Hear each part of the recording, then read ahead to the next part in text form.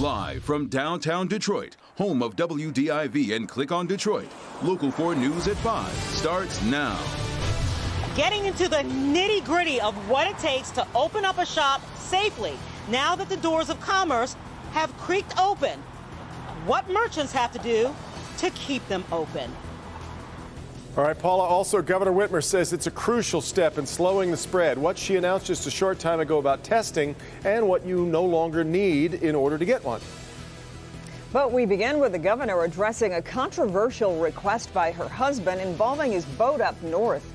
That controversy comes amid reports that her husband, Mark Mallory, name-dropped his wife in an attempt to get his boat out of the storage and into the water sooner. We bring in Hank Winchester. Hank, she admits it did happen, though she had an explanation.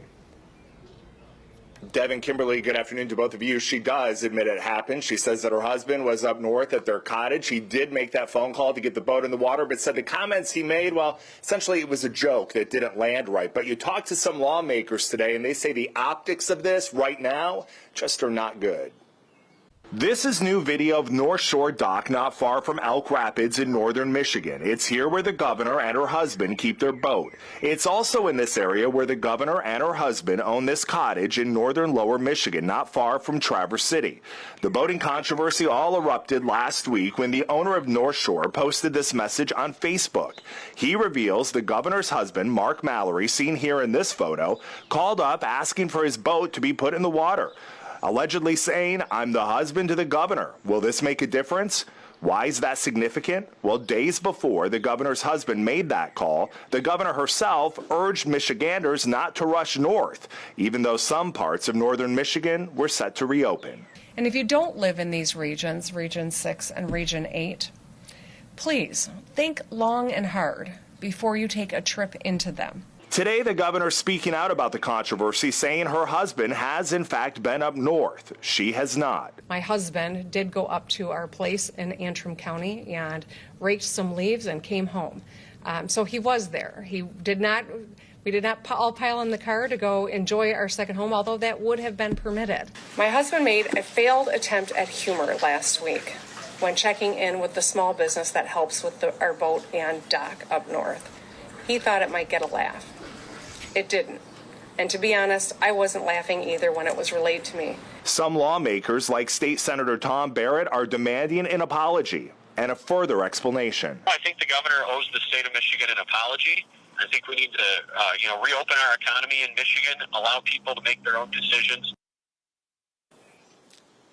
Back out here live, that state senator also saying that when he first posted this information on his Facebook page, that he got a message from the governor's office telling him to take it down, that this entire boating controversy was nothing more than a big rumor.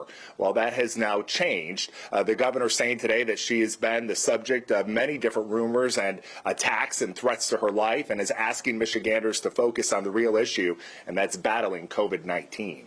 We're live here tonight. Hank Winchester, back to you. All right, Hank. The governor, meanwhile, says Michigan is ready to expand COVID-19 testing across Michigan. Today, she signed an executive order changing the testing guidelines.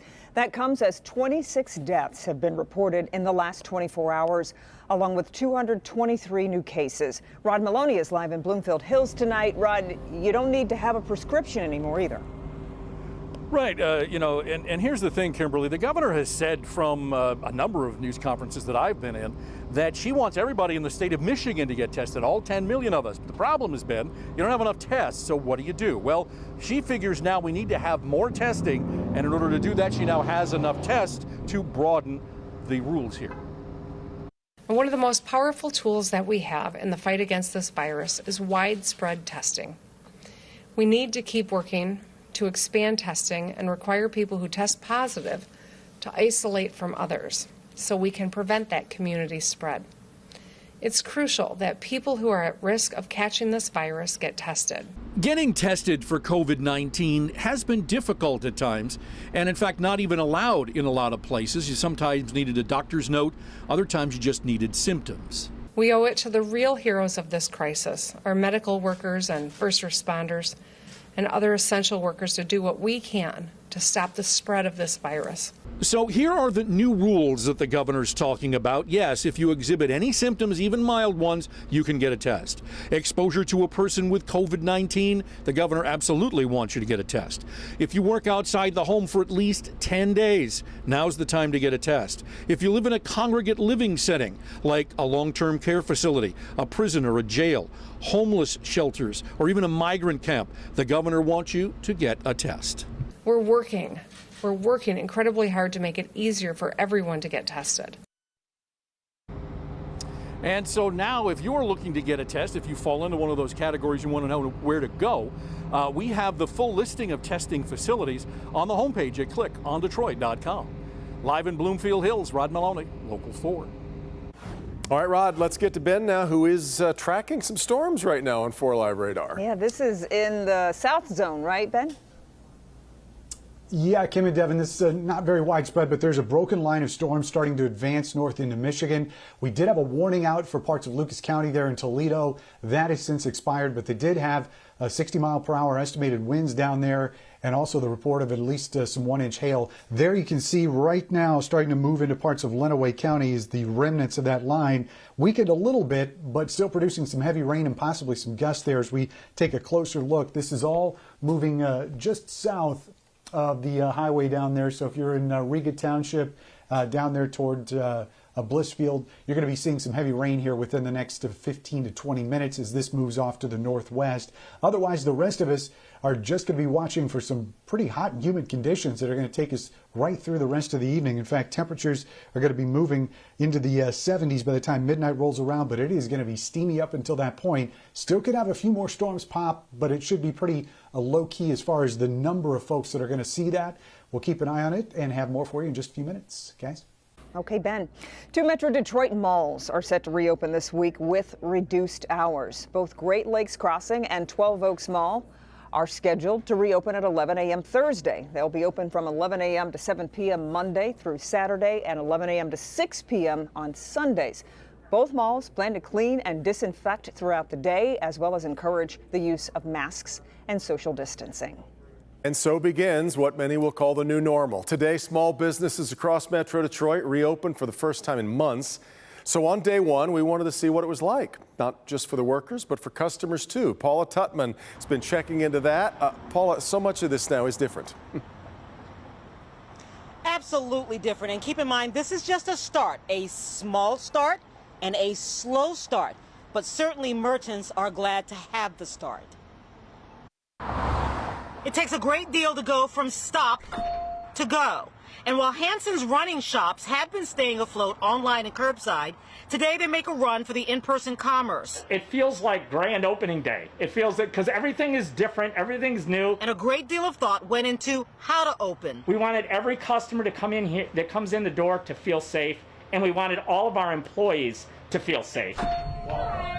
We're doing all walk-up appointments. Oh, perfect. Okay. Properly and safely. So when they walk in through the front door, there's a sign-in sheet, and we have in this store 6 stations that people can be sat at that are separated, and so everybody will be practicing social distancing when they come in. After every customer, we will wipe down the chair, wipe down everything they did, everything they touched, everything, any contact point, and start fresh again. And customers feel pretty good about the attention to detail. They had everything really spread out. They were taking 6 people at a time, I think, so you had to sign in, and then they would call you in when there was a station open, and they were pretty spread apart, and they were really good. I saw them wiping stuff down after people used them, like the pen. I saw them wipe that down. I got running shoes, I got a pair of shorts, and I got a watch because I started running during this, as I'm sure a lot of people probably have, because normally I play tennis, but that's closed.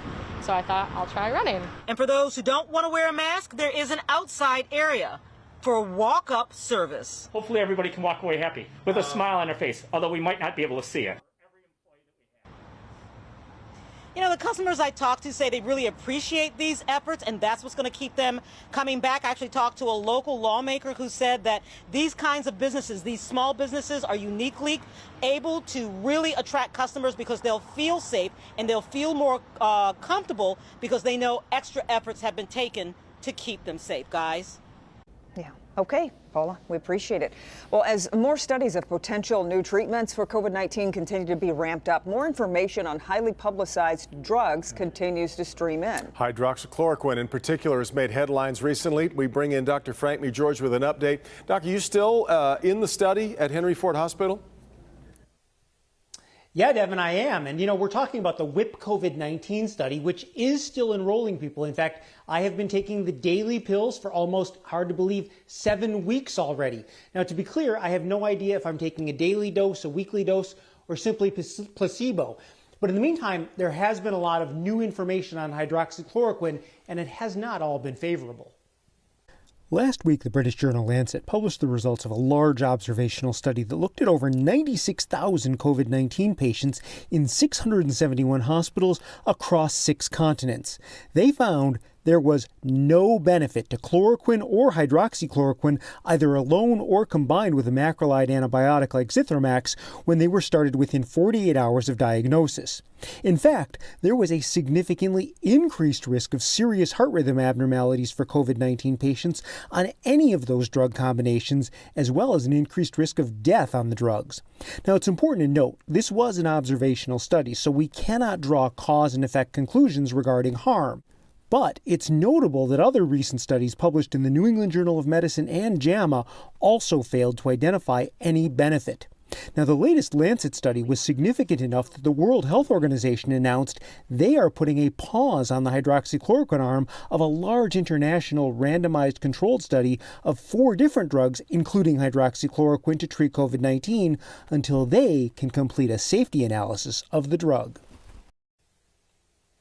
Now, I do want to point out, there are more studies of hydroxychloroquine left to be completed. And going back to Henry Ford's WHIP COVID-19 study, it is looking at something that has not been studied well. That is preventative use of hydroxychloroquine before an infection.